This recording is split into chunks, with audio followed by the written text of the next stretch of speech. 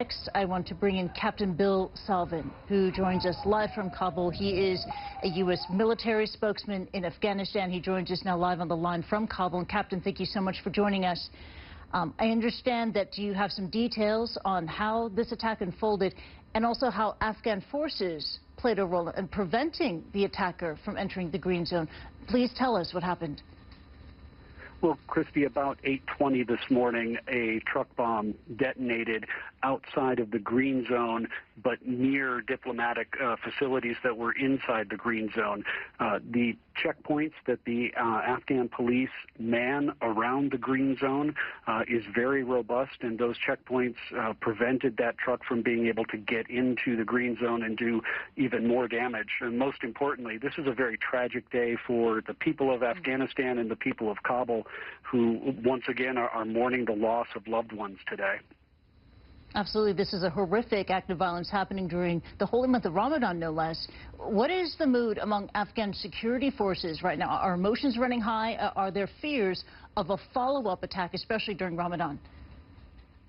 Well, I was just out at the scene about an hour and a half ago, and what I saw was some very determined, resolute Afghan policemen who were working to keep the area clear so that construction workers and other first responders could clear the area.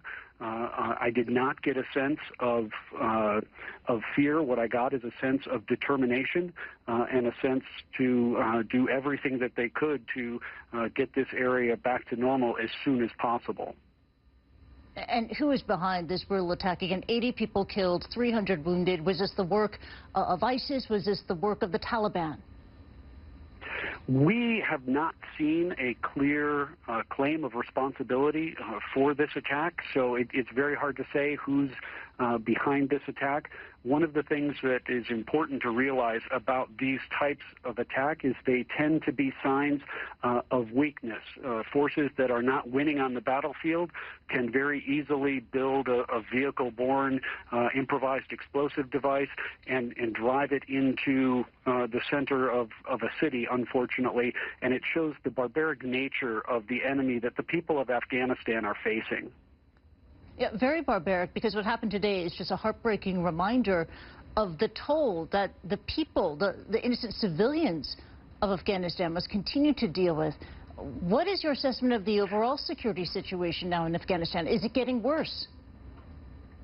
We think that the security situation is... Today's attack, obviously, is a very dramatic example of what terrorists can do when they are determined to cause death and suffering among innocent civilians. But the security situation is being stabilized by the ever-growing capability of the Afghan police force and the Afghan National Army. And I can tell you that the Resolute Support Mission stands firm in our commitment to assist our Afghan partners as they professionalize their force and work to secure their country. And tell us more about that commitment. I know you can't disclose sensitive information about Resolute Support and your mission there in Afghanistan, let alone possible future troop deployments as being weighed by the Pentagon. But what can you tell us about how your organization is working up to shore up security for the people of Afghanistan? The most important focus for us this year is to work on building